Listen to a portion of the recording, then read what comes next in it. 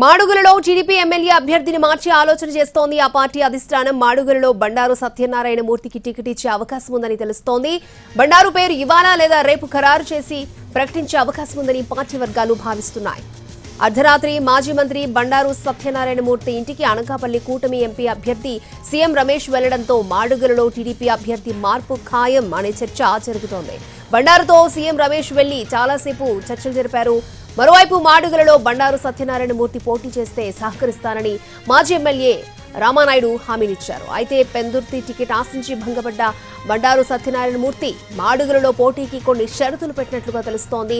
Pendurthi TDP ఇన్ఛార్జిగా తన కుమారుణ్ణి నియమించాలని డిమాండ్ చేస్తున్నట్లు తెలుస్తోంది.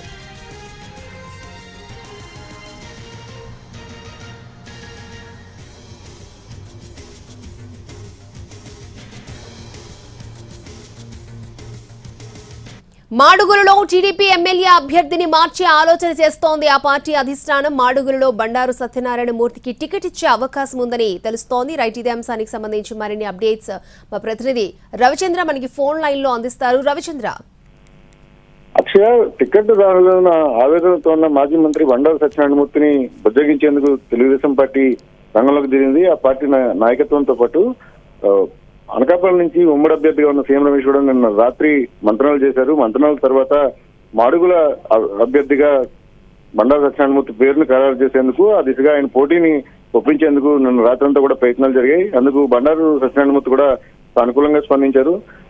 సీఎం రమేష్ తో పాటుగా మాజీ ఎమ్మెల్యేగా ఉన్న గవిరెడ్డి రామానాయుడు కూడా బండారు ఇంటికి వెళ్లారు.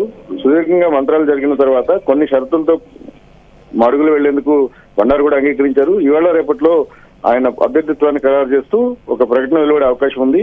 వాస్తవానికి ఈ రోజు చోడవరంలో ఒక బహిరంగ సభ జరుగుతుంది. ఆ బహిరంగ సభ జరగాల్సిన చోట మాడుగుల అభ్యర్థిని కూడా ప్రకటిస్తారని ప్రచారం జరిగినప్పటికీ చంద్రబాబు నిర్వహించాల్సిన ఎన్నికల ప్రచారం వాయిదా పడింది. ఈ నేపథ్యంలోనే అధికారికంగా పార్టీ కార్యాలయం ఒక ప్రకటన విడుదల చేసే అవకాశం ఉందని పార్టీ వర్గాల నుంచి వస్తున్న సమాచారం. అక్షయ. ఓకే రవిచంద్ర.